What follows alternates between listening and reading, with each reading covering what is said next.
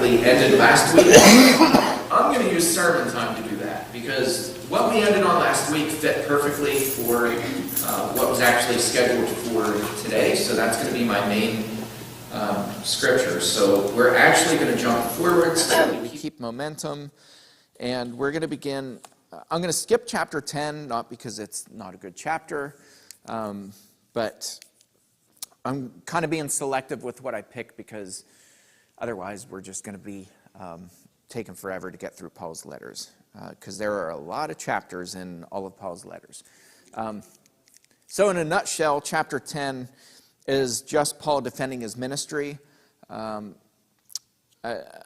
I personally don't think that Paul really had to defend his ministry, but given the Corinthians and their culture, it kind of makes sense, because they were more concerned with getting these, hiring these super apostles, which Paul addresses in chapter 11, which we are going to read. So we're just going to jump right in and start in chapter 11, verse 1. Paul says, "I wish you would bear with me in a little foolishness. Do bear with me. For I feel a divine jealousy for you, since I betrothed you to one husband, to present you as a pure virgin to Christ. But I am afraid that, as the serpent deceived Eve by his cunning, your thoughts will be led astray by sincere and pure devotion to Christ. For if someone comes and proclaims another Jesus than the one we proclaimed, or if you receive a different spirit from the one you received, or if you accept a different gospel from the one you accepted, you put up with it readily enough. Indeed, I consider that I am not in the least inferior to those super apostles. Even if I'm unskilled in speaking, I am not so in knowledge. Indeed, in every way we have made this plain to you in all things." All right, what's Paul's beef with the Corinthian church? What are they in the habit of doing? We've talked about this a lot, and we've talked about contemporary culture doing the same thing.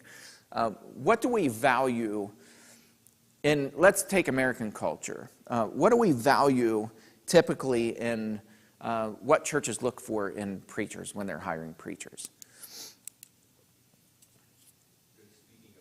Yeah, at the top of the list. You send me it used to be the sermon videotape, the VHS. I remember those days. Now it's the YouTube clip or whatever. Send us that before we'll even consider you. Why is that important? What are they looking for specifically? Somebody who's charismatic. Yeah, I would rank that above doctrine. Because obviously doctrinally they're kind of looking to make sure that they're not hiring some oddball, who has these really bizarre doctrinal beliefs or theological beliefs, which I think is a good thing. I'm not knocking that process. I think it's a good process, but it's what we value that I think is probably a little bit skewed. We want the good speaker, the charismatic speaker. I've read articles from preachers who lament this, and they're like, it's really frustrating because sometimes we're just not good public speakers, but people want really good public speakers. They don't want the person with the vision and the heart and the capacity to be able to serve people. They want the charismatic speaker that people are going to want to come back and hear more. And so it's really skewed, and that's the issue that Paul's facing here. And he even says, he's being a little bit sarcastic where, he's talking about these super apostles. I think the NIV inserts a little more sarcasm than the ESV, but he says, I'm not in the least, verse 5, I'm not in the least inferior to these super apostles. Why is he using the term super apostle? He's not using it in the sense of apostle with a capital A, the 12 apostles. He's using it in the sense of somebody who's sent to proclaim the gospel. Why is he calling them super apostles? Any ideas? The big S on the chest. Super apostle. You're not really far off. Again, we coined the term today, which used to be really derogative, but now it's an endearing term, the celebrity pastor. He's the one that everybody wants to follow, and he's just super charismatic. And people are using that term in a positive sense now, when it used to be a slang term to talk about this very thing, where churches hired, they're just forking out so much money. And if you look at the salaries of some of these people, it's absolutely stupid.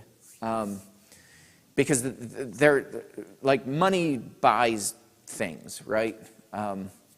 That's just reality. If you're forking out a massive amount of money, you're going to be able to find people who are really charismatic, who have the ripped jeans, and have the glass podium, like they fit the part. But Paul's lamenting that, and he's like, I'm really afraid. Like, his big fear is that they're falling down this path of what? What's the big fear? I guess the thing that I see here, not to answer your question exactly the way you're asking, but I think that what's happening here is basically you've got the Pharisees coming into the church. Like what would have been the Pharisees that talked the good game but didn't walk the walk. Yeah. Now you've got the same thing happening in the church. Yeah. Is the way I've always looked at it. Like these people are Pharisaical Christians. Yeah. The hypocrisy. They talk a good game, but they're not. Yeah. Doing what.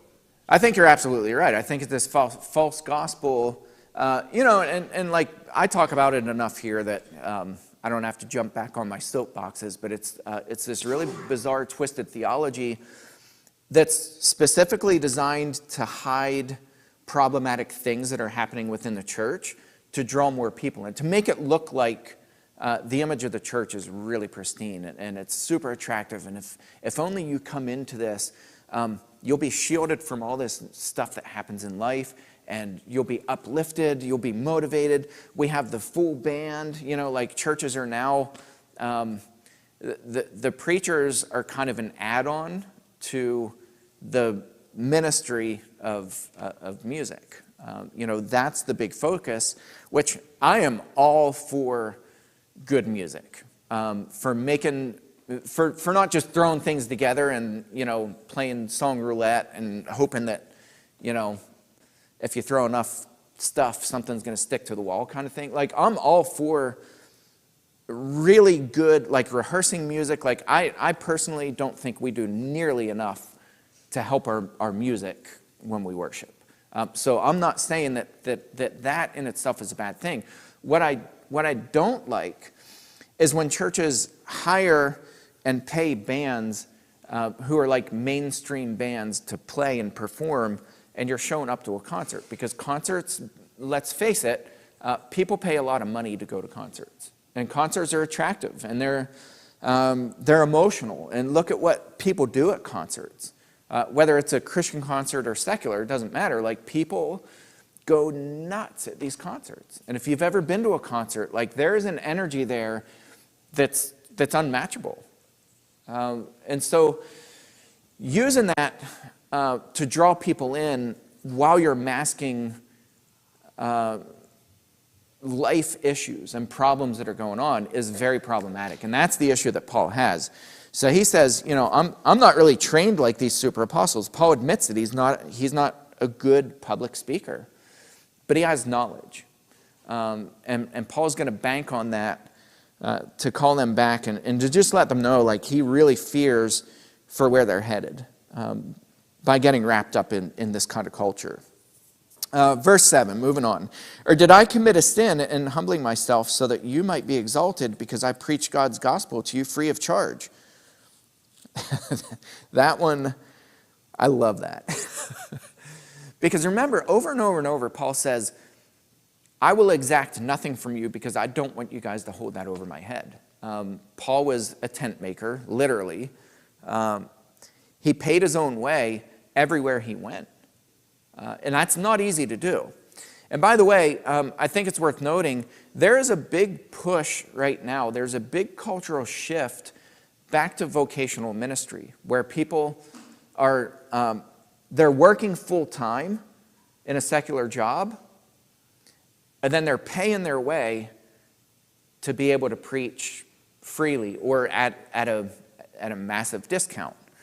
Why is that important? A couple of ways. I'm actually attracted to that model. I've always been attracted to that model because it lessens the dependence on a full-time person to do the work of other people. It encourages people to work together as a congregation because you have to for the survival of that church. The other thing it does is it really helps both a church and a minister to not have that tension of the hired hand and holding things over that person's head. And it happens a lot. I see it so much.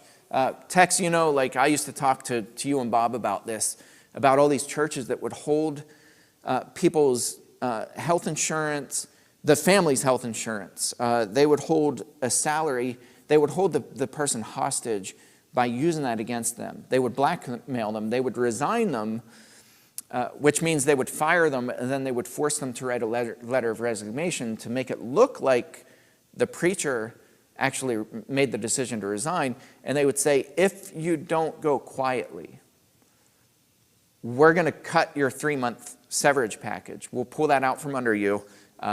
Your family will lose their health insurance. And so they use that as a way to blackmail them. I see it all the time, all the time. This is more common than not, believe it or not. When preachers leave churches, I would say 8 times out of 10, there's some kind of backdoor deal. I call it a deal. It's not a deal. It's a blackmail. 8 times out of 10, this is the way that preachers leave ministry. And so Paul is being so blunt about this, and he's like, are you guys upset that I didn't charge anything while I preached to you? I think again he's being a little bit sarcastic here. Verse 8, I robbed other churches by accepting support from them in order to serve you. So Paul didn't completely support himself, 100%. Clearly he took some money from other churches, but I think it was very minimal. Paul was not in the habit of taking money from churches. I think probably when Paul was desperate, he did it, but that was not the norm. Verse 9, and when I was with you and was in need, I did not burden anyone, for the brothers who came from Macedonia supplied my need. So I refrained and will refrain from burdening you in any way. As the truth of Christ is in me, this boasting of mine will not be silenced in the regions of Achaia. And why? Because I do not love you? God knows I do. In what I'm doing, I will continue to do in order to undermine the claim of those who would like to claim that in their boasted mission, they work on the same terms as we do. All right, so you see what he's saying? There are other people who, they're claiming that they're doing the same ministry that we're doing, but they're not. These people are padding their pockets, and it's, you guys have probably seen the clips of like the televangelists that have the private jets and, like they're interviewing them and they're just so arrogant and they're like, what's the guy's, is it Kenneth Copeland? There's a video of him where a news reporter came up and was like, you made a statement several times that you refuse to fly in an airplane with common people because they're demons. And he, like at first he gets really mad, but then he defends it. And he's like, you know what? Like, I have a mission to do, and I happily fly on my private jet. And I bought this jet at a discount. And he's like defending it. And it's like, it's the saddest and funniest clip because it shows the absolute absurdity and arrogance of people who are taking advantage of poor people to pad their own pockets, and it's just, it's crazy. So anyway, Paul's saying like they're not on the same ground, and you're going to see what he shifts to in chapter 12 especially, later on in chapter 11, and then kind of flows into chapter 12. But Paul shifts to his suffering, and that's really important. It's an important shift. So it's not the same ministry. You guys say that we're all doing the same ministry, the super apostles and me, and I'm just, Paul's kind of the underdog is how the Corinthians are treating him. And Paul's proven the point that that's just not true. And he does it in a brilliant way, I think. Verse 13. For such men are false prophets, deceitful workmen, disguising themselves as apostles of Christ. And no wonder, for even Satan disguises himself as an angel of light. So it is no surprise if his servants also disguise themselves as servants of righteousness. Their end will correspond to their deeds. That's a powerful statement. Their end will correspond to their deeds. You're seeing this a lot with celebrity pastors. They're fallen very quickly. It's like a stack of dominoes. There's scandal after scandal after scandal after scandal in the way that they're living their lives. From DUIs to James MacDonald, one of the most prominent evangelists in modern time, one of the most respected, most followed. There were all these scandals that kind of came unraveled all at one time. From financial to, he had a knife and he was stabbing it into a picture of some of his staff members as a message that, if they do anything, like he was being really dramatic in a private meeting. And one of the people leaked that out, who was part of his staff. His property purchases, several multi-million-dollar properties that were paid for by the church. And he was cheating on his taxes. What else? Most recently, he got into an accident with this elderly woman and ended up punching her and got arrested for that. So he got charges and it's just on and on and on. So we're seeing these dominoes fall by these superheroes, these super pastors who everybody loves and adores and they defend. And Paul's having none of it. Paul's not interested in that. And neither should we. Verse 16, he says, I repeat, let no one think me foolish. But even if you do, accept me as a fool, so that I too may boast a little. What I'm saying with this boastful confidence, I say not as the Lord would, but as a fool. I love that because he makes that distinction. This is not God speaking. This is me speaking as a fool. And he's going to speak his mind, and he's going to do it with or without God's approval. I don't think he's like, I don't care what God thinks. He's just saying, this is not God talking, this is me. So he's very clear about that. Verse 18, since many boast according to the flesh, I too will boast. For you gladly bear with fools, being wise yourselves. Again, a little bit of sarcasm, I think. For you bear it if someone makes slaves of you, or devours you, or takes advantage of you, or puts on airs, or strikes you in the face. To my shame, I must say, we were too weak for that. That's interesting to me. What's his point? Why does he say that? What's he mean by that?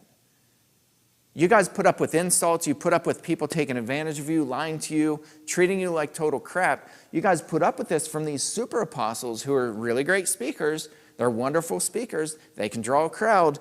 But you guys put up with that. And to my shame, we were too weak for that. What's he mean by that? We were too weak to put up with this falsehood and lying and being treated like crap. We were too weak for that. You're sarcastic, like you said. We were too weak to do to you what they're doing. I might take a little different approach. I might say that it actually takes a tremendous amount of strength to put up with that kind of abuse. Right?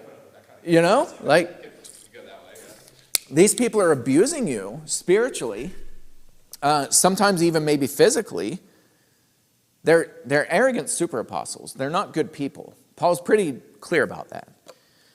You guys put up with it over and over and over and over. It takes a strong person to put up with abuse and to endure it and to take it. And Paul says we were too weak for that. We weren't strong enough to put up with that. So what does Paul do? What's Paul known for when people push hard against him? Paul does one of two things I see. He either hides and runs, or he confronts it head on and just puts people in their place. Paul does one of those two things. I think depending on the scenario, that's what shifts. Not Paul's mentality. It's just Paul's ability to, if he has opportunity to sneak out of something and get away, like being lowered in the wall, the wall in Damascus. Paul's lowered in a basket. Paul escapes. He gets away. If Paul's given opportunity to sneak away in the middle of the night, Paul will do it. He takes that chance. Why? Because he's, a little wuss and doesn't, can't put up with it? No, it's because he's mission driven and he wants the gospel to be preached to everybody. And a dead Paul can't preach the gospel to people. But then there are other times where Paul, I mentioned in Philippi, Paul knows that he's being freed. Paul knows that they can't arrest him again and they want to quietly sneak him out of the jail. And Paul says, nope. They flogged us publicly. They shamed us in front of people. Let them come and escort us out of this jail. Paul refused to leave jail when he was freed, not because he thought they were going to keep him in jail. They couldn't. They physically could not keep him in prison.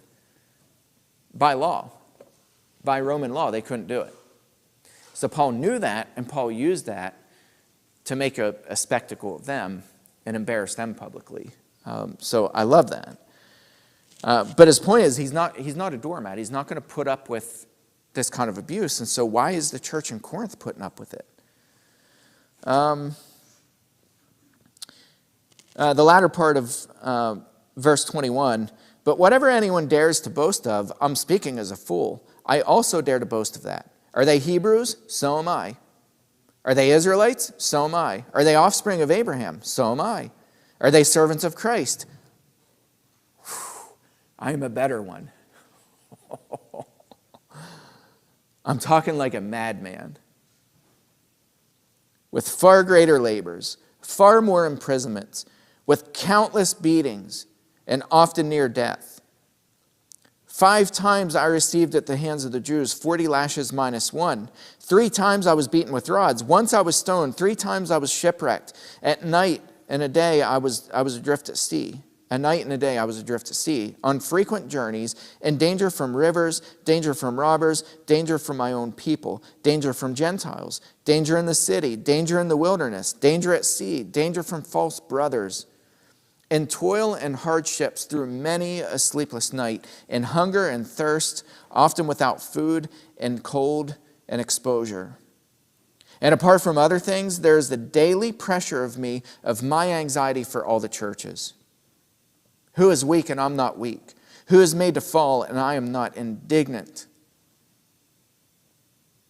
If I must boast, I will boast of the things that show my weakness.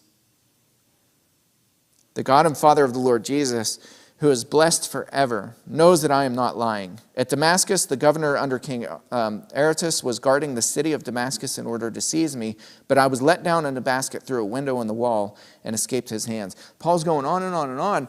He's like, you know what? I'm going to brag for a minute about all the crap that I've been through. You want to compare me to these super apostles and you want to make our ministry the same? I don't think so. These guys who are padding their pockets and they're well-versed and they're great speakers and everybody just loves them and oh my goodness, they're just the most wonderful and isn't it awesome and what a powerful sermon. They're preaching a false gospel and Paul is not interested. And so the question is today, why are churches putting up with it still? Like I'm really asking, why are churches putting up with it? Why do they put up with this? They know the scandals. They know the stuff that's going on. Why do they put up with it? How do they justify it? Yeah. It's very comfortable to know that you're not going to be called out for the stuff you do. It's a safe place here, right? I'm telling you, I have worked with, I've consulted with, I've talked to victims of these churches. So many churches where they create this whole culture that it's a safe place for everyone. Everyone's welcome here. We won't question your past. We're not interested in what your past was. unless you can flip it on a board who you once were and who you're now transformed in Christ, and we can parade you across the stage in a dramatic way to get more people to pour in. Like they're interested in that, but they're not interested in, they don't want to know about your life. And so it creates complacency, comfort. People know they can walk in, they can feel better, they can be pumped up, they can be told how wonderful and great they are, and they can walk out the door, and they walk away feeling really good. I was wondering who was behind me. How'd you sneak up there? Paul is not interested in any of that. So he's bragging about all the hardships that he's going through to say, not that he's better than anybody else, but he's been through it. And how much incentive is there for somebody like Paul to continue preaching? I mean, let's be honest. Right? From a materialistic standpoint, there's absolutely zero. It's not just the stuff that's going on, the beatings and all that kind of stuff. He says, my own people turned against me. Paul's not safe from anyone, including fellow Christians. Paul was talked bad about. Paul was lied about. He was gossiped about. Paul dealt with that kind of stuff in addition to all this other stuff. So then he goes on into chapter 12. He says, I must go on boasting, though. He's not done yet. Though there is nothing to be gained by it, I will go on to visions and revelations of the Lord. Why do you think there's nothing to be gained by this? What do you guys think when you hear people talk about visions of, I had this vision, this wonderful religious vision or whatever. What do you guys, let's be honest, what do we think when we hear somebody talk about it? Right? They're nuts. It's no different. People aren't going to applaud him and be like, wow, that's magnificent. They're going to be like, you are absolutely nuts. So Paul says, I think he's right. I have nothing to gain by talking about these visions. I have nothing to gain by it. He says, I know a man in Christ who 14 years ago was caught up to the third heaven. Whether in the body or out of the body, I do not know. God knows. I would say the vast majority of scholars believe that Paul is talking about himself here in the third person. And I know that this man, God knows, and I know that this man was caught up into paradise. Whether in the body or out of the body, I do not know. God knows. And he heard things that cannot be told, which man may not utter. On behalf of this man, I will boast. And I think he's talking about himself in the third person because, right, do we ever do that? Let's be honest, sometimes we do that. I'm not the man I used to be, right? We use third person in certain circumstances. And Paul's using the third person because this is this indescribable experience that he had. Basically, I don't know what happened to that man 14 years ago, but here I stand telling you, I'm telling you about that man 14 years ago. He's using the third person. We do it all the time. It's a rhetorical device that we use to get a stronger point across. He heard of things that cannot be told, which man may not utter. On behalf of this man, I will boast, but on my own behalf. Right now, who I am, where I'm standing at right now in front of you, I'm not going to brag. I am not going to boast except about my sufferings. I will not boast except of my weaknesses. Though if I should wish to boast, I would not be a fool, for I would be speaking the truth. But I refrain from it so that no one may think more of me than he sees in me or hears from me. And I think there's another side of that coin. Sometimes when people speak about these indescribable things, one side of us is like, but there's another side where people are blown away by that. Where if somebody can describe something that happened to them that was almost supernatural, a supernatural experience, if they can articulate that well, the other side of that coin is that we're so drawn into that where we, on the one hand, we feel complete, undeniable respect for that person. Like, holy cow. And we put them on a pedestal. This person, like we've done that for speakers, right? We have all done it. I've done it. I've listened to people's stories and have been so taken in by the righteousness that happened in that person's life that I put them, way up here. Paul's not interested in that. I refrain from talking about this so that nobody may think more of me than he sees in me or hears from me. I want you to see what you see. I want my yes to be yes and my no be no. I don't want people putting me on a pedestal. I don't, especially given this culture in Corinth, where you guys are notorious for putting people on pedestals and paying them and, getting the super apostles. Paul has no interest in that.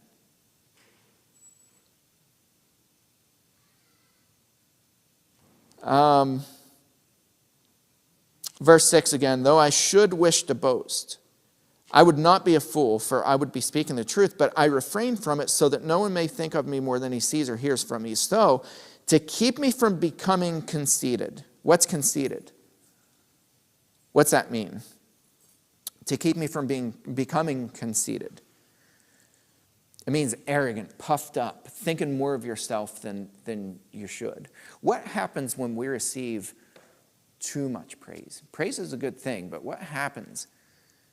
Have you guys ever experienced that? You received too much praise for something kind of small that you did, and it's like the whole town came out to tell you how wonderful you are and how great you are, and you're just the best person in the world. Meanwhile, you kind of know yourself, kind of thing. What happens when that happens? When we receive excessive praise? You guys too shy to share? It cheapens it. And what else can happen? What's a big temptation for you as the person receiving that praise?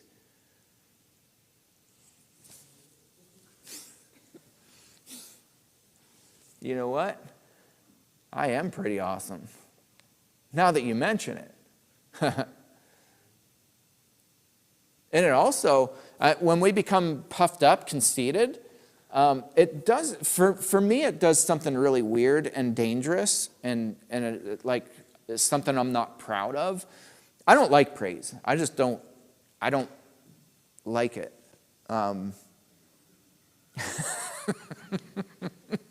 Thank you very little for that. I don't like it because it tends to put me on cruise control, where I'm like,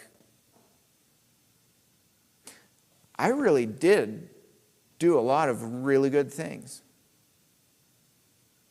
And so now I can kind of ride that out. And, it's like I built up my bank of goodness, right? And now I can just kind of chill out for a while. That's what it does to me. Like, and I'm not saying that happens to everybody, but for me, I don't like excessive praise because then it's like this sense of accomplishment, like I have arrived kind of thing. And you don't see that sense of urgency. And so Paul, I don't know what would happen to Paul. Paul knows what happens when he becomes conceited, but he says, to keep me from, verse 7, to keep me from becoming conceited, because of the surpassing greatness of the revelations, a thorn was given me in the flesh, a messenger of Satan to harass me, to keep me from becoming conceited. There was a real danger of Paul being puffed up, and whether it was going into cruise control or whether it was retiring from ministry or whatever it was, or treating people differently, whatever that was, whatever that temptation was for Paul, Paul knew what that was. And he says, a thorn was given me in the flesh, a messenger of Satan to harass me. Nobody knows what the thorn in the flesh is. There are a million different guesses from people. We don't really know. We don't know what the thorn in the flesh was. Some people think it was his vision when he was stoned. We know that caused some kind of damage to his eye. Paul writes about it in Galatians. He says, "See what large letters I write with? It's me. This is my own hand." Paul also says to the Galatians, "You would have gouged out your own eyes and given them to me." So he's writing in the region to the people in the region where this happened. Was it his bad eyesight? Was it his poor speech? Paul was not a gifted speaker. He really wasn't. If he's being truthful, and I think he's being truthful. We don't know. Was it some bigger temptation that Paul faced in his life? Nobody really knows. What we do know is this. Verse 8, 3 times I pleaded with the Lord about this, that he should leave me, that it should leave me. But he said to me, my grace is sufficient for you, for my power is made perfect in what? In weakness. What's Paul been boasting about? His own, say it out loud, weakness. Paul's boasting about his weaknesses. He's boasting about being beaten and starved and hungry, hungry, thirsty, cold, shipwrecked out at sea. Paul's boasting about these weaknesses. And then he's given this thorn in the flesh, this messenger from Satan who harasses him to keep him from getting conceited. That's so interesting to me because after Paul had been through, what that tells me is it doesn't matter that you've been beaten down by life, you still have the capacity to become conceited. So I think it's a myth to say, look at what all that person's been through, how humbling, that's going to be a humble person the rest of their life. I don't think that's necessarily true. There's always a possibility of becoming puffed up and conceited. So Paul's given this messenger of Satan. He begs God to take it away. God says, my grace is sufficient for you, for my power is made perfect in weakness. Therefore, I will boast all the more gladly of my weaknesses so that the power of Christ may rest upon me. By the way, the power of Christ is the weakness of Christ. God's power is made perfect in weakness. So Christ's power is perfected in his, I take this to be God's weaknesses too. And Les Ferguson was the one who opened my mind to that possibility. I'll close with this thought because it's just so fascinating to me. Les Ferguson, my good friend, who his wife and his son were double murdered on their wedding anniversary, on Cameron's birthday, October 10th, 2010. And then Cameron was born 3 years later on that date. That also was Les and Karen's 24th wedding anniversary, the day of the double murders. And so Les gave this sermon called The Weakness of God. And he said, and it was based on this passage. And he said, God exercises weakness all the time. And he defines weakness as restraint. Christ on the cross, right? We sing the song, he could have called what? He could have called 10,000 angels to destroy the world, but he didn't. That's not an exercise in power, that's an exercise in weakness, restraint, holding back. Jacob wrestling with God. Jacob was not a spring chicken. Jacob was a really old man who wrestled all night long with God. Was God exercising power in that moment, or was God exercising weakness?